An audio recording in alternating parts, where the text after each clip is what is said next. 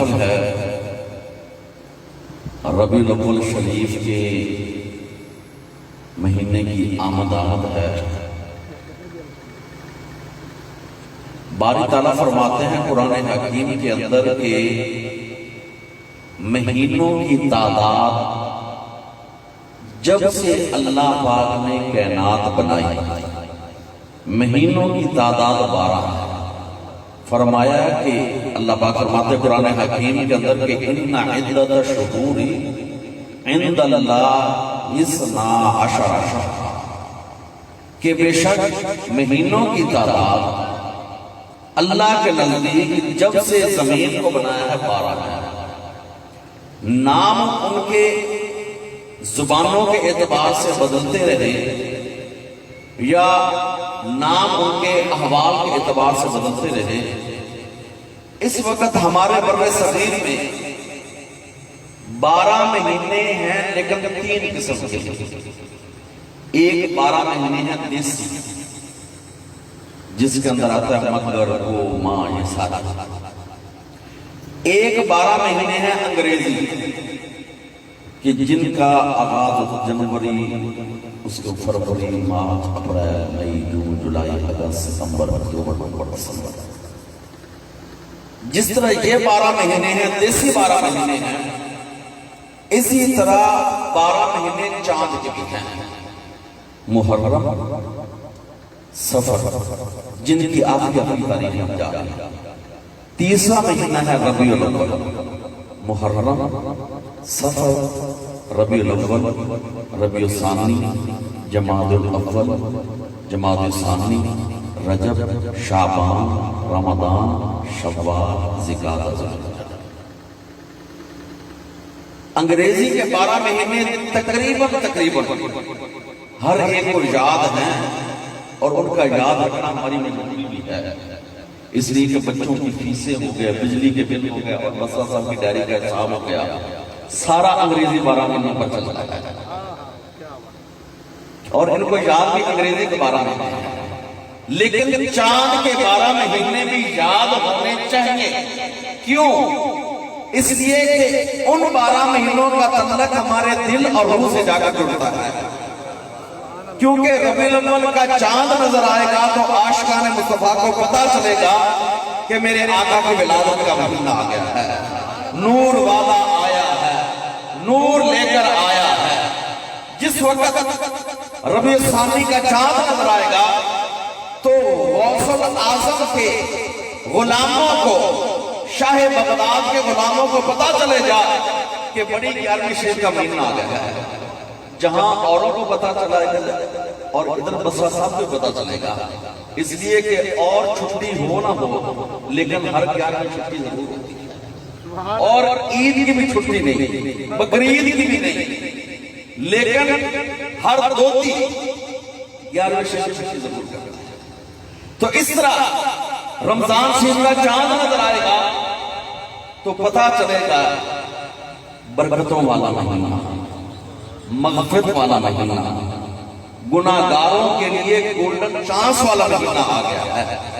رمضان شریف کا مہینہ ختم ہونے کی علامت یہ ہے کہ چھوٹی عید کا چاند نظر آ جائے، شوال کا چاند۔ تو یہ باتیں اس لیے بتا رہا ہوں کہ انگریزی مہینوں کے نام بھی یاد ہیں، ہمیں مجبوراً یاد ہیں، یہ ضروری الگ بات ہے، لیکن ہر عاشق مصطفیٰ کو چاند کے 12 مہینوں کے نام بھی یاد ہونے چاہیے تاکہ پتا چلے کہ کون سا مہینہ کس سے جا کر جڑ رہا ہے۔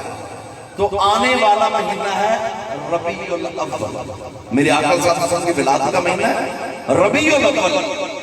ربیع کا معنی ہے بہار، ربیع کا معنی ہے بہار۔ موسم 4 ہے ہمارے یہاں پر، گرمی، سردی، خزاں، بہار۔ ربیع کا معنی ہے بہار، اور الاول کا معنی ہے پہلی خاص، کیونکہ عربی زبان میں اگر الف لام کا اضافہ کر دیا جائے تو کوئی بھی لفظ عام سے خاص ہو جاتا ہے۔ ربیع الاول اس کا ترجمہ یہ بنا کہ پہلی خاص بہار، گویا کہ یہ مہینہ جو اس میں نور طلوع ہوا اس کی عظمت اپنی جگہ پر، ان کی شان اور مقام اپنی جگہ پر، لیکن ربیع الاول کے لفظ ایک پیغام دے رہا ہے کہ لوگوں، بہاریں تو میرے آقا سے پہلے بھی آئیں، بہاریں تو حضور سے پہلے بھی آئیں، یعنی نبی تو حضور سے پہلے بھی آئے، رسول تو حضور سے پہلے بھی آئے، آسمان سے کتابیں تو حضور سے پہلے بھی اتری، لیکن اے عاشقان مصطفیٰ، جیسی بہار اب آئی ہے ایسی بہار پہلے کبھی نہیں آئی۔ یہ مہینہ اپنے نام میں ایک پیغام دے رہا ہے کہ بہاریں پہلے بھی آئی۔ کیوں؟ ہر نبی اپنے وقت کا نبوت کا پھول تھا، اس کا زمانہ نبوت ایک بہار تھی۔ حضرت آدم اپنے وقت کے نبوت کے پھول، ان کا زمانہ نبوت کی بہار۔ حضرت نوح اپنے وقت کے نبوت کے پھول، ان کا زمانہ نبوت کی بہار۔ حضرت ابراہیم اپنے وقت کے نبوت کے پھول، ان کا زمانہ نبوت کی بہار۔ حضرت اسماعیل اپنے وقت کے نبوت کے پھول، ان کا زمانہ نبوت کی بہار۔ اور حضرت اسحاق اپنے وقت کے نبوت کے پھول، ان کا زمانہ نبوت کی بہار۔ حضرت یعقوب اپنے وقت کے نبوت کے پھول، ان کا زمانہ نبوت کی بہار۔ حضرت یوسف اپنے وقت کے نبوت کے پھول، ان کا زمانہ نبوت کی بہار۔ حضرت یونس اپنے وقت کے نبوت کے پھول، ان کا زمانہ نبوت کی بہار۔ حضرت زکریا اپنے وقت کے نبوت کے پھول، ان کا زمانہ نبوت کی بہار۔ حضرت یحییٰ اپنے وقت کے نبوت کے پھول، ان کا زمانہ نبوت کی بہار۔ حضرت ایوب اپنے وقت کے نبوت کے پھول، ان کا زمانہ نبوت کی بہار۔ حضرت ایوب اپنے وقت کے نبوت کے پھول، ان کا زمانہ نبوت کی بہار۔ حضرت موسیٰ اپنے وقت کے نبوت کے پھول، ان کا زمانہ نبوت کی بہار۔ حضرت عیسیٰ اپنے وقت کے نبوت کے پھول، ان کا زمانہ نبوت کی بہار۔ لیکن اے عاشقان مصطفیٰ، میرے اور آپ کے آقا وہ ہے کہ جو سدا بہار ہے اور زمانہ نبوت کی بہار۔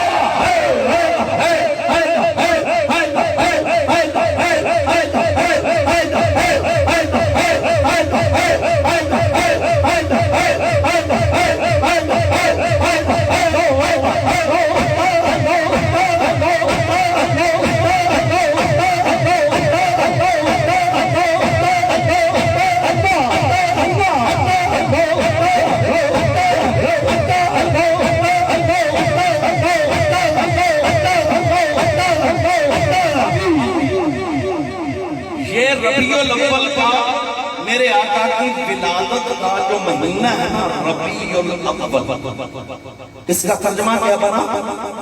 پہلی خاص بہار، پہلی خاص بہار۔ یہ مہینہ کہتا ہے کہ انکار نہیں، نبی پہلے بھی آئے، رسول پہلے بھی آئے، آسمان سے کتابیں پہلے بھی اتری، لیکن جس شان سے یہ محبوب آیا ہے، جس عظمت سے یہ محبوب آیا ہے، جو منصب لے کر یہ محبوب آیا ہے، ایسی بہار پیدا کبھی نہیں۔ اور اس کی ایک وجہ قرآن حکیم کی روشنی میں کہ اللہ پاک فرماتے ہیں میں نے کسی کو نبی بنا کر بھیجا، ایک بستی کا، صرف ایک بستی کا نبی، ایک گاؤں کا نبی، کسی کو نبی بنا کر بھیجا ایک شہر کا، کسی کو نبی بنا کر بھیجا ایک خاص قوم کا۔ حضرت موسیٰ ہیں نبی، لیکن بنی اسرائیل کے۔ پتا چلا رب کا قرآن کہتا ہے کہ میں نے انبیاء کی نبوتوں کو، رسولوں کی رسالتوں کو یا محدود کر دیا بستی کا، علاقے کے، خاص قوم کے، یا اور نہیں تو اپنے زمانے کے۔ بس جب اور رسول آئے گا رسالت کا یہ منصب منسوخ ہو جائے گا، لیکن عاشقان مصطفیٰ جن کے میلاد کے لیے ہم آپ بیٹھے ہیں پڑھ لیتا یا حضور کی ولادت کے مہینے پر ہی غور کر لیتا تو پتہ چل جاتا جہاں پر سدا بہار پھول کھل جائے وہاں کچھ اور آنے کی ضرورت نہیں ہے۔ جہاں سدا بہار پھول کھل جائے وہاں اور کسی کی ضرورت نہیں ہوتی۔ اس نے تو دعویٰ کیا نا کہ شاید کوئی کمی باقی رہ گئی ہے، اور اس نے ایک جگہ پر یہ بھی لکھا علیہ اللہ کہ عمارت بن گئی تھی، صرف ایک اینٹ رہتی تھی جو میں آ گیا۔ لیکن یاد رکھیے میرے آقا صلی اللہ علیہ وسلم کی ولادت کا مہینہ جہاں خوشیوں کا پیغام دیتا ہے، جہاں محبتوں کا پیغام دیتا ہے، وہاں یہ ولادت کا مہینہ ختم نبوت کا بھی اعلان کرتا ہے کہ ایسی بہار نہ پہلے آئی تھی نہ بہار اندر بہار اندر بہار آئی، بہار آئی، بہار آئی، بہار اندر بہار آئی۔ کہ آقا صلی اللہ علیہ وسلم کی شان یہ ہے کہ عیسیٰ کے بعد ایک لمبا عرصہ گزر گیا، درمیان میں کوئی نبی اور رسول نہیں آیا، لوگوں کی ہدایت کے سے وہ کعبۃ اللہ، وہ رب کا گھر کہ جس کو اپنی عبادت کے لیے بنایا، وہ خانہ کعبہ جس کی پہلی تعمیر زمین پر فرشتوں نے کی، خانہ کعبہ کی پہلی تعمیر حضرت آدم سے پہلے اسی میں پتھر کے بت رکھ کر انہیں کو سجدہ کیا۔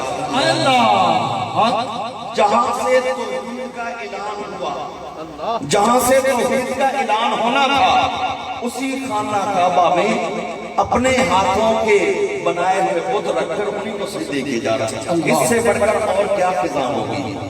لیکن مہینہ آ گیا ربیع الاول کا، دن پیر کا، 12 تاریخ علی اکثر قول 12 تاریخ وہ نور کا ظہور ہوا کہ جن کے تشریف لانے کی وجہ سے خزاں کے بعد بہار آ گئی، اور گلستان جڑنے کے بعد گلستان کو بسانے والے آ گئے، میرے آقا والی کونوں مکان آ گئے، میرے آقا یتیموں کے ملجا بابا آ گئے، یتیموں کے سروں پر ہاتھ رکھنے والے آ گئے، بیٹیوں کو ان کے حقوق جو ادا کرنے والے آ گئے، میرے آقا خواتین کو ان کا عزت و مقام دینے والے آ گئے، وہ آقا آ گئے کہ جنہوں نے غلام اور آقا کو اللہ کے دربار میں کھڑا کر دیا، وہ پیارے محبوب کریم آ گئے جنہوں نے بتا دیا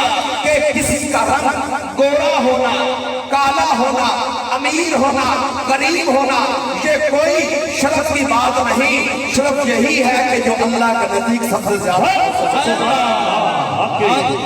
نبی اور رسول آ گئے، ان کی آمد ہو گئی، اور پیر کا دن 12 تاریخ رات جا رہی ہے، دن آ رہا ہے، سیدہ آمنہ کے حجرے میں میرے آقا صلی اللہ علیہ وسلم کی ولادت باسعادت ہوئی۔ اور یہاں پر یہ بھی بتا دوں کہ میلاد منانا یہ ایک بہت بڑا اعلان ہے توحید کا، بہت بڑا اعلان ہے۔ کیسے؟ رب وہ ہے جو لم یلد ولم یولد، خدا وحدہ اللہ شریف وہ ہے کہ نہ اس کا کوئی باپ نہ اس کی کوئی اولاد، ولادت یہ چیز ادھر منسوب ہے ہی نہیں، خدا وحدہ اللہ شریف وہ ہے، اور پیارے آقا وہ ہیں جن کے والد سید عبداللہ ہیں، والدہ سیدہ آمنہ ہے، دادا جناب عبدالمطلب ہے، چچا حضرت ابو طالب ہے، وہ میرے آقا صلی اللہ علیہ وسلم ہیں۔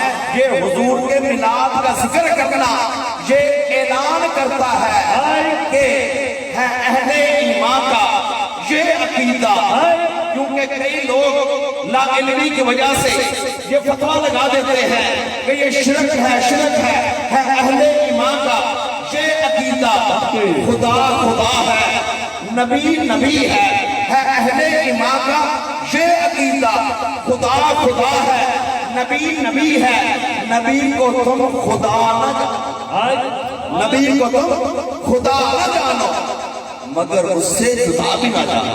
اللہ پاک کو پسند یہ ہے کہ جہاں پر میرا نام لیا جائے، میرے حبیب کا نام لیا جائے۔ اگر بات عرش مولا کی ہے تو حضرت آدم نے آنکھیں کھولی تو عرش مولا پر خدا کے نام کے ساتھ پیارے محمد مصطفیٰ کا نام ہے۔ جنت کے درختوں کے پتوں پر خدا کے نام کے ساتھ پیارے آقا محمد مصطفیٰ کا نام ہے۔ ملائکہ کی زبان پر خدا کے نام کے ساتھ پیارے آقا محمد مصطفیٰ کا نام ہے۔ زمین پر اذان ہے، اقامت ہے، اشہد ان لا الہ الا اللہ، آگے اشہد ان محمد رسول اللہ، اور کلمہ ہے لا الہ الا اللہ، ساتھ محمد رسول اللہ۔ اللہ پاک کو محبوب یہ ہے کہ جہاں جہاں پر میرا نام لیا جائے وہاں وہاں پر میرے حبیب کا نام لیا جائے۔ تو اس لیے یہ میلاد کا ذکر کرنا یہ اعلان کرتا ہے کہ وہ خالق ہے، پیارے آقا مخلوق ہے، وہ معبود ہے، پیارے آقا تو عابد ہے، وہ ذات وحدہ لا شریک مسجود ہے، پیارے آقا ساجد ہیں، اور وہ خدا ہے، ادھر محبوب خدا ہے۔ وہ ذات خدا ہے، وحدہ لا شریک ہے، اور ادھر محبوب خدا ہے۔ تو آقا صلی اللہ علیہ وسلم کی ملاد با سعادت ہوئی، اور آقا صلی اللہ علیہ وسلم کی ملاد با سعادت کے جہاں اور کئی واقعات آپ نے سنے ہوں گے، لیکن میں ایک واقعہ بیان کرتا ہوں بخاری شریف کے حوالے سے کہ ولادت جب آقا صلی اللہ علیہ وسلم کی ہوئی نا تو ابو لہب کے گھر کی لونڈی، نام اس کا سویبہ، اس کو پتا چلا کہ جناب آمنہ کے گھر ایک نور طلوع ہوا ہے، بیٹا پیدا ہوا ہے۔ تو امام بخاری لکھتے ہیں بخاری شریف میں، اور یہ ہے چیپٹر کا نام ہے باب امہاتکم اللاتی ارضعنکم، کہ چیپٹر ان ماؤں کے بارے میں کہ جنہوں نے بچوں کو دودھ پلایا۔ اس کے اندر امام بخاری لکھتے ہیں کہ سویبہ دوڑتی ہوئی گئی اور ابو لہب آگے تھا۔ ابو لہب کو کہتی ہے مبارک ہو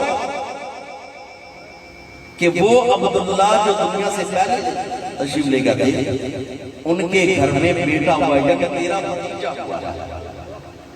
تو امام بخاری لکھتے ہیں کہ ابو لہب نے انگلی کا اشارہ کر کے خوشی سے کہا کہ جا میں نے تجھے آزاد کیا، میں نے تجھے آزاد کیا، اس لیے کہ بہت بڑی خوشی کی خبر تھی۔ امام بخاری لکھتے ہیں حالانکہ ابو لہب کے بارے میں مجھے نہیں پتا، آپ کو پتا ہے کہ جب سرکاروں نے اعلان نبوت فرمایا تو ابو لہب نے ڈٹ کر دشمنی کی، انکار کیا، کلمہ ایک بار نہیں پڑھا، پوری زندگی اسی پر رہا۔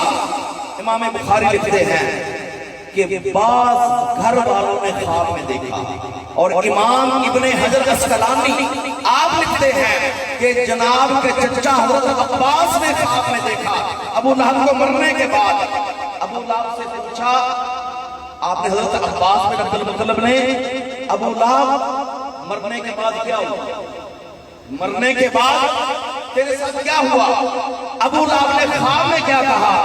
کہا جس دن سے مرا ہوں بڑی تکلیف میں ہوں۔ ظاہر بات ہے زندگی میں کلمہ ایک بار ہی نہیں پڑھا نا، کہتا ہے جس دن سے مرا ہو بڑی تکلیف میں ہو، لیکن جب پیر کا دن آتا ہے، سوموار آتا ہے، وہ انگلی جو میں نے اٹھا کر محمد بن عبداللہ کی خوشی میں لونڈی کو آزاد کیا تھا، اس انگلی سے پانی نکلتا ہے جس کو پی کر میری تسکین ہو۔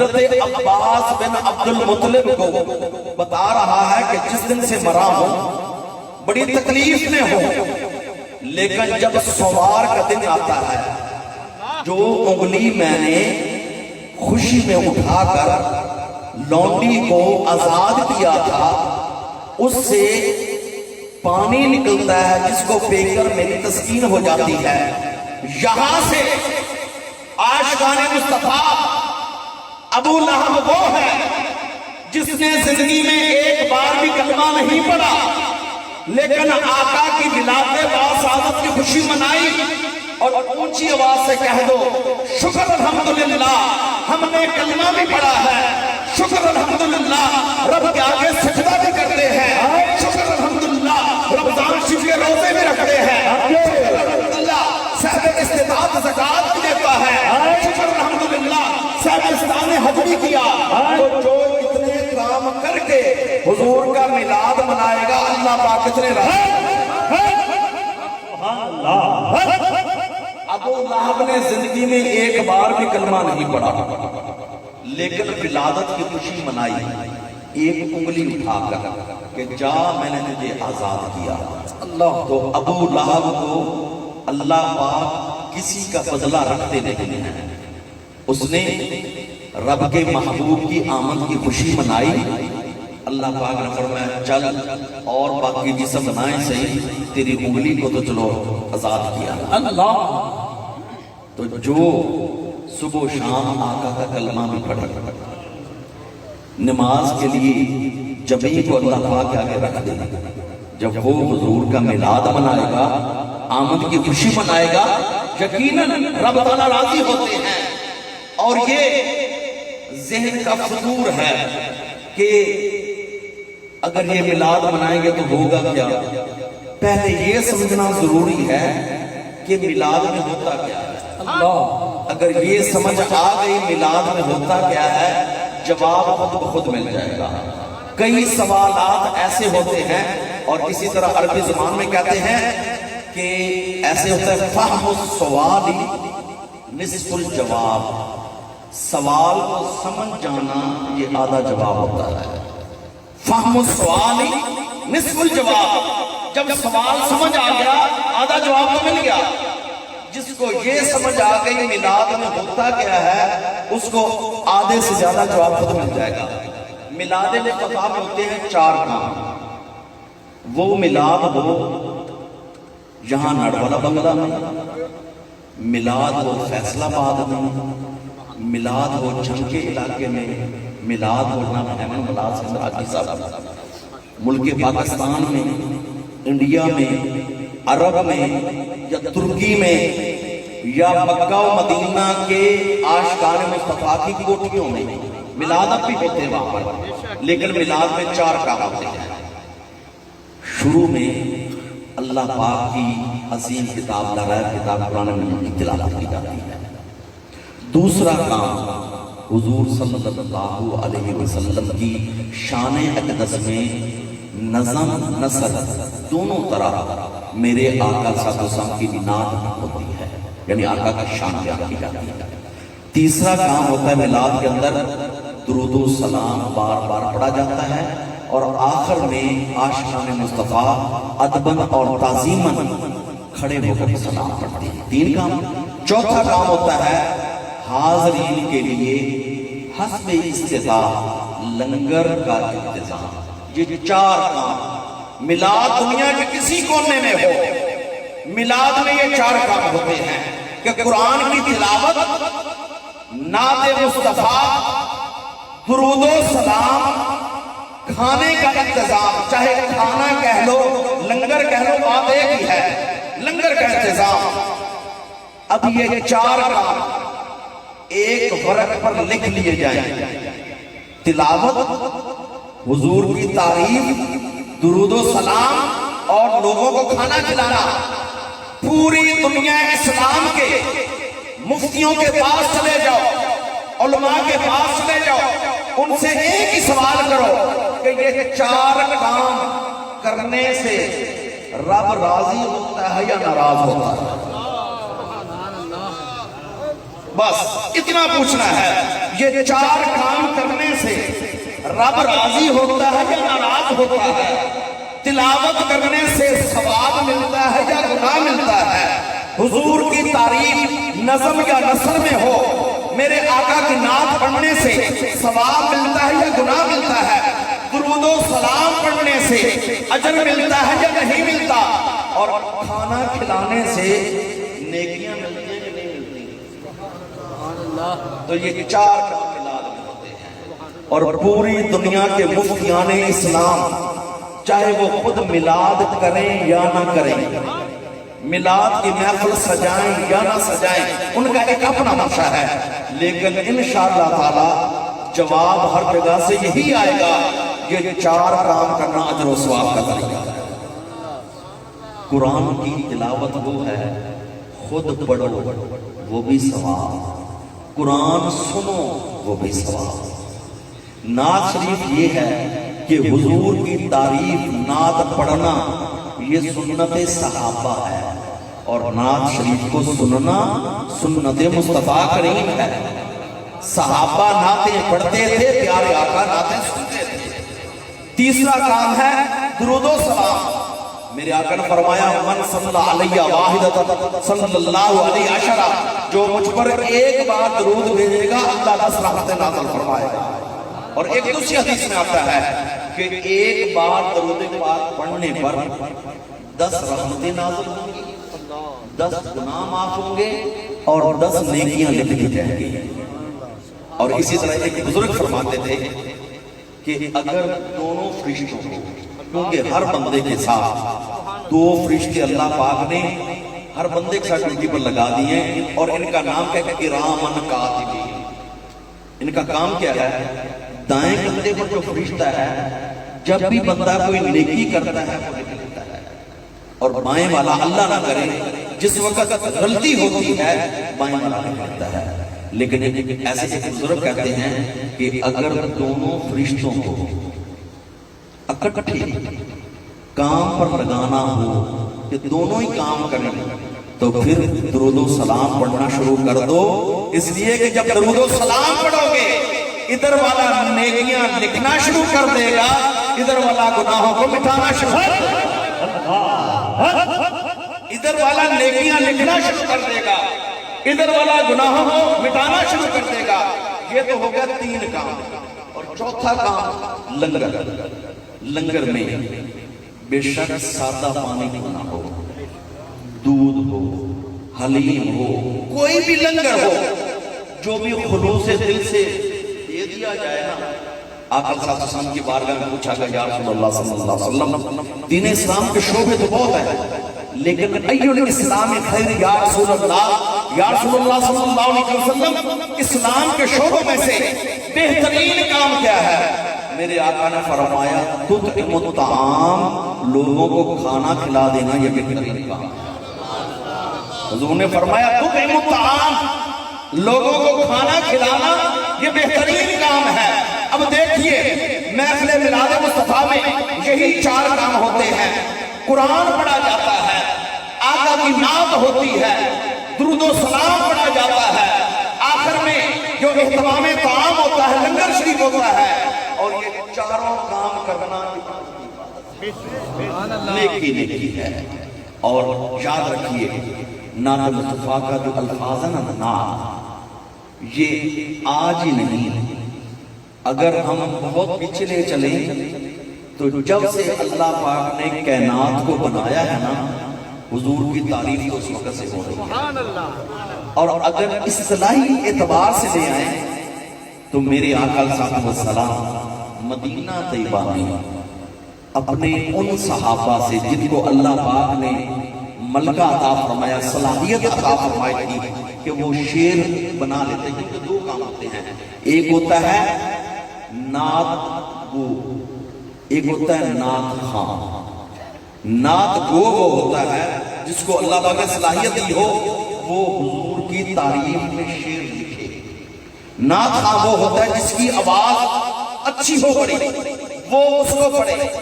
حضور کے اکثر صحابہ وہ تھے جو خود ہی نعتیں لکھتے تھے، پھر خود ہی آقا کے سامنے اور اس میں سے معروف نام جو ہے حضرت حسان بن ثابت اور حضرت عبداللہ ابن رواحہ، اور ان کے بعد تیسرا نام آتا ہے کہ حضرت جو ہے نا زہیر بن کعب۔ یہ تین نام معروف ہیں کہ جنہوں نے آقا صلی اللہ علیہ وسلم کی شان میں بہت سارے قصیدے لکھے، نعتیں لکھی، اور حضرت حسان بن ثابت کی نعتیں تو بہت ہیں، لیکن انہوں نے ایک معروف جو کلام پڑھتے بھی ہیں نعت حضرات، کہ انہوں نے کہا وَأَحْسَنُ مِنْكَ لَمْ تَرَ قَطُّ عَيْنِي وَأَجْمَلُ مِنْكَ لَمْ تَلِدِ النِّسَاءُ خُلِقْتَ مُبَرَّأً مِنْ كُلِّ عَيْبٍ كَأَنَّكَ قَدْ خُلِقْتَ كَمَا تَشَاءُ۔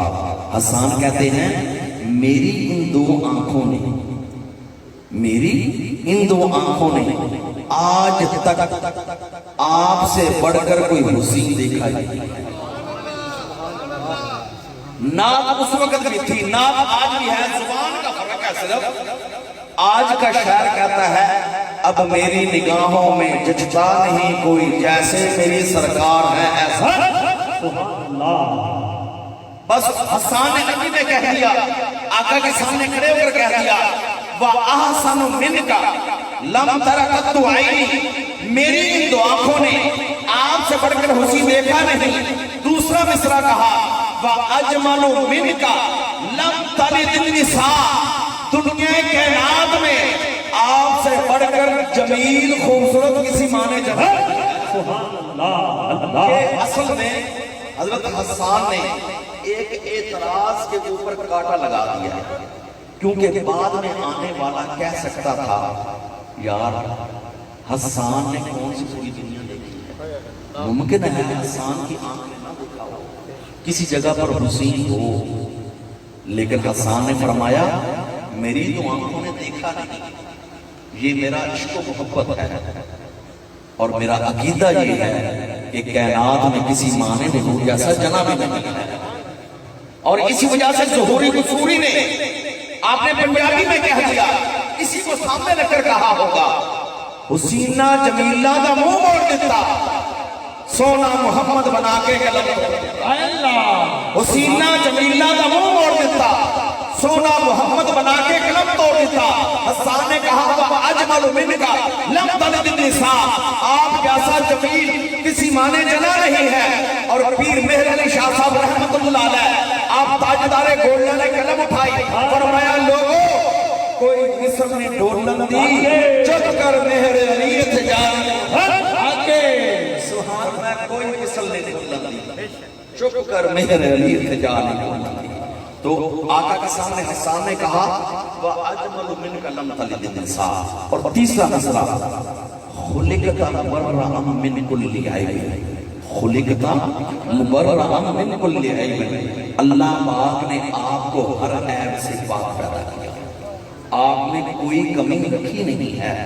چوتھا مصرع حسان اپنے اندر کی بات کہتے ہیں مجھے ایسا لگتا ہے کَأَنَّکَ، گویا کہ کَأَنَّکَ قَدْ خُلِقْتَ كَمَا تَشَاءُ، آپ کو دیکھ کر، آپ کے چہرہ مبارک اور حسن و جمال کو دیکھ کر حسان کہتے ہیں گویا کہ مجھے تو ایسے لگتا ہے آپ اپنی مرضی کے مطابق بن کر آتے۔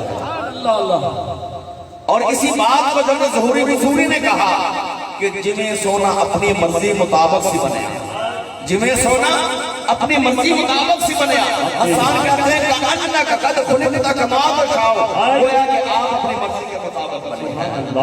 تو حضرت حسان نے آقا صلی اللہ علیہ وسلم کی نعت پڑھی، اور اسی طرح عبداللہ ابن اور آقا صلی اللہ علیہ وسلم کے صحابی عبداللہ بن رواحہ کہتے ہیں کہ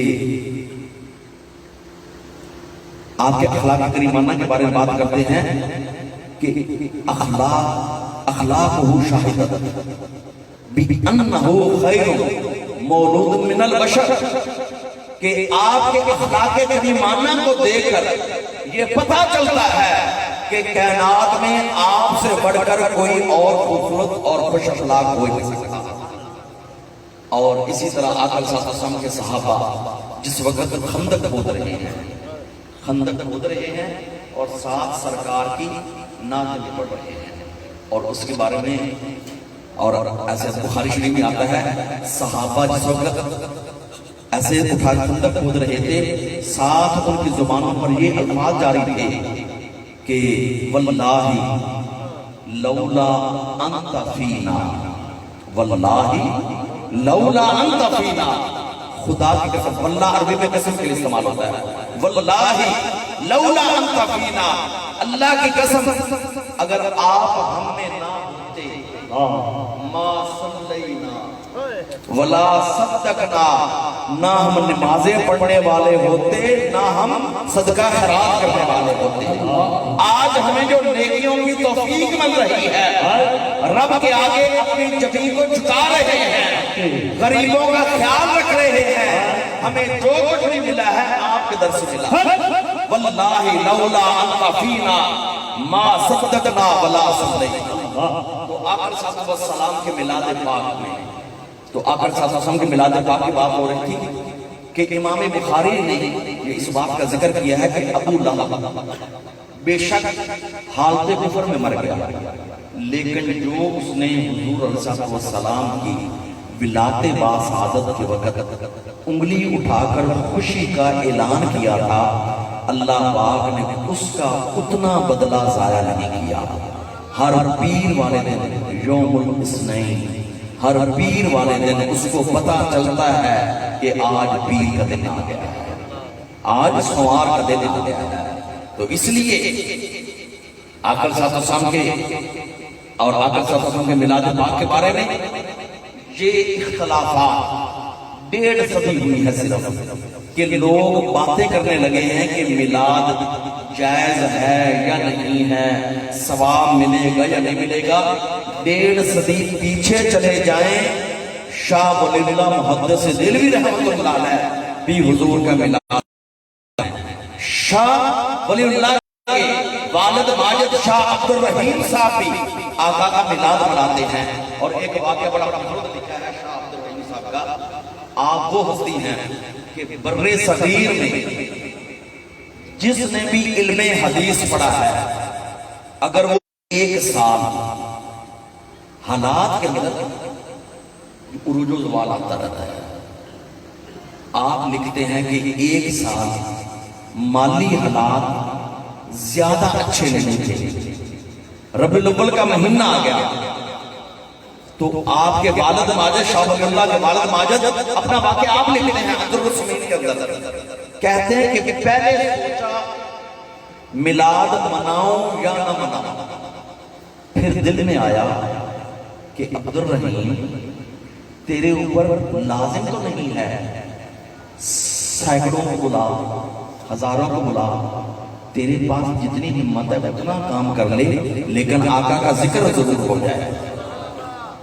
شاہ عبد الرحیم صاحب نے آپ اپنا واقعہ لکھا ہے عبدالرحیم کے اندر، فرماتے ہیں کہ میرا بجٹ جو تھا اس نے اجازت یہ دی کہ میلاد کے لیے لنگر میں آخر میں صرف سادہ پانی اور بھنے ہوئے چنے، کہتے ہیں بجٹ نے اتنی اجازت دی، اور آپ بازار کے اندر گئے، بھنے ہوئے کالے چنے نہیں ہوتے جن سے چھلکے اتر جاتے ہیں، بھنے ہوئے چنے لے آئے اور آس پاس والوں کو دعوت دے دی کہ اج آقا دی محفل غریباں دے بیڑے، اج آقا دی محفل غریباں دے بیڑے۔ تو آج شاہ عبد الرحیم صاحب کہتے ہیں کہ حضور کا میلاد ہوا، اس میں کیا ہوا، ابتدا کے اندر قرآن کی تلاوت بھی ہوئی اور آقا صلی اللہ علیہ وسلم کی نعت بھی ہوئی، اور آقا صلی اللہ علیہ وسلم کے لیے تحفے درود و سلام کے میں لنگر جو چوتھا کام ہے، سادہ پانی اور جو بھنے ہوئے چنے ہرے تھالی میں رکھ کر لنگر ہو گیا، دعا ہو گئی۔ شاہ عبد الرحیم صاحب لکھتے ہیں کہ عشاء کے بعد جب سویا تو قسمت جاگ گئی، سویا ہوں قسمت جاگ گئی، خواب میں زہرا کے بابا حسین کریمین کے نانا شب اسرا کے دلہا والی کون مکان سید الانبیاء امام الانبیاء وہ دانائے سبل وہ ختم الرسل مولا کل میرے آقا آقا خواب میں تشریف لے آئے اور آپ کو یہ بھی بتا دیں حدیث پاک کہتی ہے کہ جس کو خواب میں حضور نبی کریم صلی اللہ علیہ وسلم کا دیدار ہو وہ خواب میں حضور ہی ہوتے ہیں اور کسی کو اجازت نہیں ہے کہ پیارے آقا کی صورت مبارکہ میں کسی کو آ کر دھوکہ دے، ورنہ شیطان خواب میں بزرگ کی صورت میں آ سکتا ہے، والد کی صورت میں آ سکتا ہے، کئی رنگوں میں آ سکتا ہے، لیکن شیطان کو یہ اجازت نہیں ہے کہ میرے محبوب کی صورت میں جائے۔ جس کو خواب میں حضور کی زیارت ہو وہ حضور کی ہوتی ہے۔ تو آپ فرماتے شعبت کہ آپ فرماتے صاحب فرماتے ہیں کہ حضور کا دیدار ہوا اور منظر یہ ہے میرا ہی گھر ہے، میری ٹوٹی ٹوٹی چارپائی ہے اور میرے آقا صلی اللہ علیہ وسلم چارپائی پر تشریف فرما ہے اور آپ کے ہاتھ مبارک میں ایک تھالی ہے اور اس سے اٹھا کر کوئی چیز میرے آقا تناول فرما رہے ہیں، کوئی چیز اٹھا کر کھا رہے ہیں۔ تو شاہ دلیل صاحب کہتے ہیں میں نیچے بیٹھا تھا، چارپائی اونچی تھی تو مجھے تھالی میں نظر نہیں آ رہا تھا کیا ہے، تو آپ فرماتے ہیں میں تھوڑا سا اٹھ کر دیکھا تو تھالی میں بھنے ہوئے چنے تھے جو پیارے آقا تناول فرما رہے تھے۔ جب میں نے چنوں کو دیکھا تو میری طرف سرکار نے مسکرا کر دیکھا اور فرمایا عبد الرحیم تیرے چنے ہمیں بڑے ہی پسند آئے۔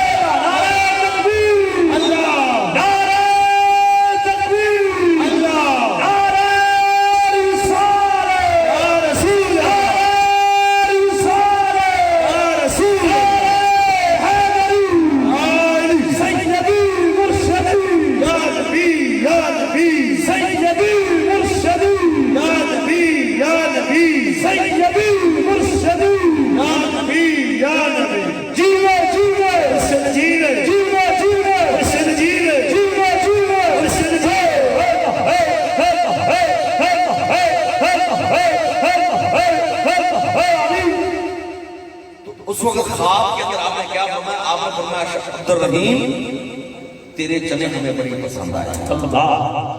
آپ فرماتے میری فوراً آنکھ کھل گئی، وہ جو منظر تھا وہ تو ختم ہو گیا لیکن میں زاروں قطار ہونے لگ گیا اور میں نے کہا عبد الرحیم میلاد تیرے سارے ٹھیک ہیں لیکن یہ میلاد حضور کو بہت ہی پسند، نہ وہ شکل تک کے نہ عقل تک کے وہ تقدا بیداریاں۔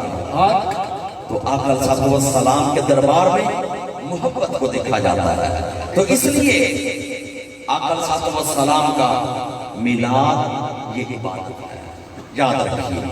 ذکر مصطفیٰ عبادت ہے، میلاد مصطفیٰ عبادت ہے، نعت مصطفیٰ عبادت ہے، اور اس کے لیے انتظام کرنا، کئی لوگ سوال کرتے ہیں کہ یہ اتنی ساری لائٹیں لگا دی، اتنی دریاں بچھا دی تو فضول خرچی ہے۔ جو کام خود عبادت ہو اس کے درمیان میں جتنے وسیلے آئیں گے وہ بھی عبادت بن جاتے ہیں۔ نماز عبادت ہے، نماز کے لیے وضو شرط ہے، وضو کے لیے پانی شرط ہے، تو پانی کے لیے اگر کسی نے نلکا لگوا دیا وہ بھی عبادت، سبحان اللہ، موٹر لگا دی وہ بھی عبادت، سبحان اللہ۔ اب کوئی پوچھے موٹر کیسے عبادت بن گئی؟ بھئی کیونکہ پانی پلانا بھی عبادت، وضو کرنا بھی عبادت، نماز پڑھنا بھی عبادت، جو اس کا ذریعہ بنا وہ بھی عبادت ہے۔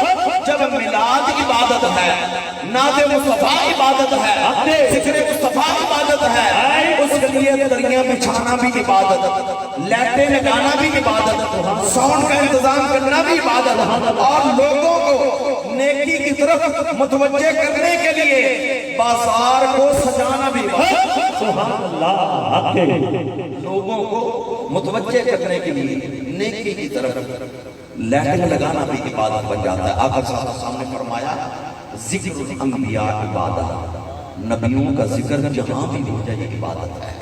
تو جب سب نبیوں کا ذکر عبادت ہے تو امام الانبیاء کا ذکر کرنا یہ کتنی بڑی عبادت ہوتا ہے۔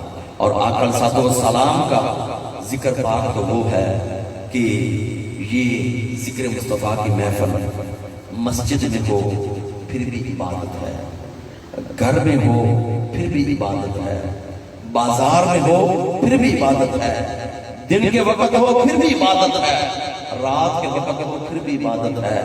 اگر اور نہ ہی کچھ ہو سکے نا تو میلاد کرنا ہو تو اپنے گھر میں بیوی بچوں کو کرا کے چٹائی پر بٹھا لینا، ایک چھوٹی سی سورت تلاوت کر لینا، یا خود یا کسی بچے سے نعت پڑھا لینا، کچھ اس کے اندر ایسی میٹھی چیز بھی رکھ لینا، اور آخر کے اندر تحفے درود و سلام کے پڑھ لینا، آخر کے اندر وہ اور